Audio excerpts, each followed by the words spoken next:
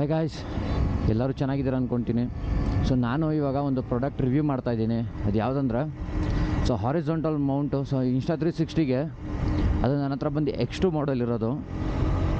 So ನಾನು ತೊಗೊಬೇಕಾದ್ರೇ 9:16 ಮಾಡೋಣ ಅಂತ, ಅಂದರೆ ವರ್ಟಿಕಲ್ ಮಾಡೋಣ ಅಂತಲೇ ತೊಗೊಂಡಿದ್ದು.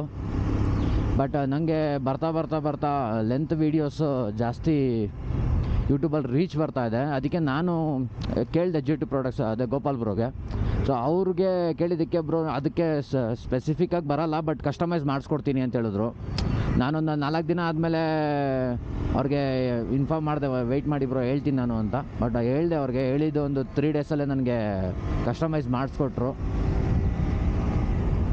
ನಿಮಗೂ ಯಾರಿಗಾದ್ರೂ ಬೇಕಿದ್ದರೆ ಕಸ್ಟಮೈಸ್ ಮೌಂಟ್ಸು, ಇಲ್ಲ ಏನಾದರೂ ನಿಮ್ದು ಯಾವ್ದು ಮಾಡಲ್ ಇದೆ ಆ ಪರ್ಟಿಕ್ಯುಲರ್ ಮಾಡಲ್ಗೆ ಏನಾದರೂ ಕಸ್ಟಮೈಸ್ ಯಾವ ಥರ ಆ್ಯಂಗಲ್ಸು, ಇವಾಗ ಒಬ್ಬೊಬ್ರು ಇರ್ತಾರೆ ಅವ್ರಿಗೆ ಪರ್ಟಿಕ್ಯುಲರ್ ಇದೇ ಆ್ಯಂಗಲ್ ಬೇಕು ಅಂದ್ಕೊಂಡಿರ್ತಾರೆ.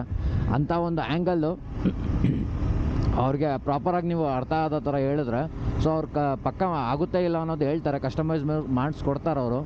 ಸೊ ಆಲ್ಮೋಸ್ಟ್ X2ಗೆ ನಾನು ನೋಡ್ದಂಗೆ ಎಲ್ಲೂ ಹಾರಿಜಾಂಟಲ್ ಮೌಂಟು ಇಲ್ಲ.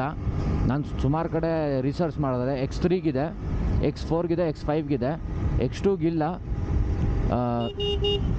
ಇದ್ರ ಪ್ರೈಸ್ ಬಂದು ನನಗೆ ತುಂಬ ಕಡಿಮೆಗೆ ಮಾಡಿಕೊಟ್ಟಿದ್ದಾರೆ. ನಿಮ್ಗೆ ಆಚೆ ಕಡೆ ಇದೇ ಮೌಂಟ್ಸು ನೀವೆಲ್ಲಾದರೂ ಬೇರೆ ಕಡೆ ಮಾಡಿಸಿರ ಅಂದರೆ ಈಸಿಯಾಗಿ 3-4 ಸಾವಿರ ಎತ್ಬಿಡ್ತಾರೆ. ಬಟ್ ನಾನು ಅಷ್ಟು ಕಡಿಮೆಗೆ ಸಿಗುತ್ತೆ ಅನ್ನೋದು ನಾನು ಎಕ್ಸ್ಪೆಕ್ಟ್ ಮಾಡಿರಲಿಲ್ಲ. ನಾನು ಇದು ಬಿಟ್ಟು ನಿಮಗೆ ಯಾವುದಾದ್ರೂ ಆ್ಯಕ್ಷನ್ ಕ್ಯಾಮ್ರಾ, ಗೋಪ್ರೋ, ಇನ್ಸ್ಟಾ 360 ಇಲ್ಲ DJI ಆ್ಯಕ್ಷನ್ 4 ಇಲ್ಲ 5 ಯಾವ್ದು ಲೇಟೆಸ್ಟ್ ಟ್ರೆಂಡಿಂಗಲ್ಲಿದೆ ಸೊ ಎಲ್ಲ ಅವ್ರ ಹತ್ರ ಅವೈಲೇಬಲಿದೆ. ಇನ್ ಕೇಸ್ ನಿಮ್ಮ ಹತ್ರ ಯಾವುದಾದ್ರೂ ಡೆಡ್ ಪೀಸ್ ಇದ್ರೂ ಅವ್ರು ಅದನ್ನು ಎಕ್ಸ್ಚೇಂಜಲ್ಲಿ ತೊಗೊಳ್ತಾರೆ. ಏನಕ್ಕಂದರೆ ಅವ್ರಿಗೆ ಶೋ ಪೀಸ್, ಡೆಮೋ ಪೀಸಾಗಿ ಇಟ್ಕೊಳ್ತಾರೆ ಅವರು. ಸೊ ಅವ್ರಿಗೆ ಇಂಟ್ರೆಸ್ಟೆಡ್ ಇದೆ ಅಂಥದ್ದು ಒಂದು ತೊಗೊಳಕ್ಕೆ.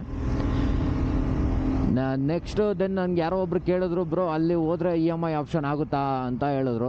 ಬ್ರೋ ನೀವು ಕಂಪ್ಲೀಟ್ಲಿ ಎಲಿಜಿಬಲ್ ಇದ್ದರೆ 24 ಇಯರ್ ಮೇಲ್ಗಡೆ ಇದ್ದರೆ, ನಿಮಗೆ ಸಿವಿಲ್ ಸ್ಕೋರ್ ಏನಾದರೂ ಇದ್ದು ಬಜಾಜ್ ಫೈನಾನ್ಸಲ್ಲಿ ಏನಾದರೂ ಅಪ್ರೂವಲ್ ಕೊಟ್ಟರೆ, ಅವ್ರ ಹತ್ರ ಬಜಾಜ್ ಫೈನಾನ್ಸ್ ಇದೆ, ಸೊ ಆ ಫೈನಾನ್ಸಲ್ಲಿ ಮಾಡ್ಬೋದು. ಇಲ್ಲ ಅಂದರೆ ನಿಮ್ಮ ಹತ್ರ ಕ್ರೆಡಿಟ್ ಕಾರ್ಡ್ ಇದ್ದರೆ ಕ್ರೆಡಿಟ್ ಕಾರ್ಡಲ್ಲಿ EMI ಕನ್ವರ್ಟ್ ಮಾಡ್ಕೊಳ್ಳಿ, ಪೇ ಮಾಡಿ ಡೈರೆಕ್ಟ್ ಫೋನ್ಪೇ ರೆಂಟಲ್ಲಿ ತೊಗೊಂಡು ಪೇ ಮಾಡಿದ್ರೆ ಆಗೋಗುತ್ತೆ.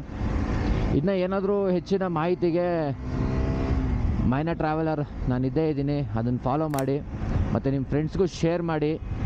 So document required Aadhaar card, PAN card, ಒಂದು ಬ್ಯಾಂಕ್ ಪಾಸ್ಬುಕ್ ಸ್ಟೇಟ್ಮೆಂಟ್ಸ್ ಏನಾದರೂ ಆ ಥರ ಇದ್ದರೆ ಆಗೋಗುತ್ತೆ, ಏನೂ ಇಶ್ಯೂ ಇಲ್ಲ. ನಿಮ್ಮ ಸಿವಿಲ್ ಸ್ಕೋರು ಮ್ಯಾಟ್ರಸ್ ಆಗುತ್ತೆ, ನೀವು ಸಿವಿಲ್ ಹೆಂಗೆ ಮೇಂಟೈನ್ ಮಾಡಿದ್ದೀರಾ ಅನ್ನೋದು. ಸೊ ಹೊಸದಾಗಿ ಯಾರಾದರೂ ತೊಗೊಳೋರು ಅವ್ರಿಗೆ ಸಿವಿಲ್ ಸ್ಕೋರ್ ಇರೋಲ್ಲ. ಸೊ ಅಂಥವ್ರು ನಾನೊಂದು ರೆಫರ್ ಮಾಡೋದೇನೆಂದರೆ, ನಿಮ್ಗೆ ಲೈಫಲ್ಲಿ ಯಾವತ್ತಾದರೂ ಮುಂದೆ ಲೋನ್ ಆಗ್ತಾಯಿಲ್ಲ, ಫಸ್ಟ್ ಲೋನ್ ನಿಮಗೆ ಜಾಸ್ತಿ ಇಂಟ್ರೆಸ್ಟ್ ಬೀಳ್ತಾಯಿದೆ, ಆ ಥರ ಟೈಪಲ್ಲಿದ್ದರೆ ಬ್ಯಾಂಕಿಗೆ ವಿಸಿಟ್ ಮಾಡಿ, ಒಂದು ಕ್ರೆಡಿಟ್ ಕಾರ್ಡ್ ತೊಗೊಳ್ಳಿ. ಒಂದು ಕ್ರೆಡಿಟ್ ಕಾರ್ಡಲ್ಲಿ ಒಂದು ತಿಂಗಳಿಗೆ ಒಂದು 500 ಟ್ರಾನ್ಸಾಕ್ಷನ್ ಮಾಡಿ, ಜಾಸ್ತಿ ಮಾಡಬೇಡಿ, ಮತ್ತೆ ಕಟ್ಟಬೇಕಾಗಿರೋದು ನಾವೇ. 500 ಟ್ರಾನ್ಸಾಕ್ಷನ್ ಮಾಡಿ, ನೀವು ಅದಾದಮೇಲೆ ಅದನ್ನು ಮತ್ತೆ 500 ಆನ್ ಟೈಮಿಗೆ ಕಟ್ಬಿಡಿ. ಸೊ ಆ ಥರ ನಿಮಗೆ ಸಿವಿಲ್ ಸ್ಕೋರ್ ಇನ್ಕ್ರೀಸ್ ಆಗುತ್ತೆ. ಸಿವಿಲ್ ಸ್ಕೋರ್ ಇನ್ಕ್ರೀಸ್ ಆದಾಗ ಯಾವ ಬ್ಯಾಂಕ್ ಆದರೂ ನಿಮಗೆ ಲೋನ್ ನಾನು ಕೊಡ್ತೀನಿ ಅಂತ ಮುಂದೆ ಬರ್ತಾರೆ. ಸೊ ನನಗೆ ಆಲ್ಮೋಸ್ಟ್ ನಾನು ಕ್ರೆಡಿಟ್ ಕಾರ್ಡ್ ತೊಗೊಂಡ್ಮೇಲೆ ನನಗೆ ಸಿವಿಲ್ ಸ್ಕೋರ್ ಜಾಸ್ತಿ ಆಗಿದ್ದು. ನಾನು ಸುಮಾರು ಸತಿ ಹೋಗಿದ್ದೀನಿ ಲೋನ್ ಮಾಡ್ಸೋಕ್ಕೆ ಅಂತ, ಏನಾದರೂ ಒಂದು ಪ್ರಾಡಕ್ಟ್ ತೊಗೊಬೇಕಾದ್ರೆ. ಸೊ ನನಗೆ ಆವಾಗ ರಿಜೆಕ್ಟ್ ಆಗೋದು ಸಿವಿಲ್ ಸ್ಕೋರ್ ಇಲ್ಲ ಅಂತ. ಆ ಥರ ಯಾರಿಗೂ ಆಗೋದು ಬೇಡ, ಇದು ನನ್ನ ಒಪಿನಿಯನ್ನು. ಇದರಿಂದ ಯಾರಿಗಾದರೂ ಬೆನಿಫಿಟ್ ಆಗೋ ಥರ ಇದ್ದರೆ ದಯವಿಟ್ಟು ಯೂಸ್ ಮಾಡಿ. ನಾನು ಕೂಡ ಕ್ರೆಡಿಟ್ ಕಾರ್ಡಲ್ಲೇ ಎಲ್ಲ ಮಾಡಿ ಅದಾದಮೇಲೆ ಸಿವಿಲ್ ಸ್ಕೋರ್ ಇನ್ಕ್ರೀಸ್ ಮಾಡ್ಕೊಂಡಿದ್ದು.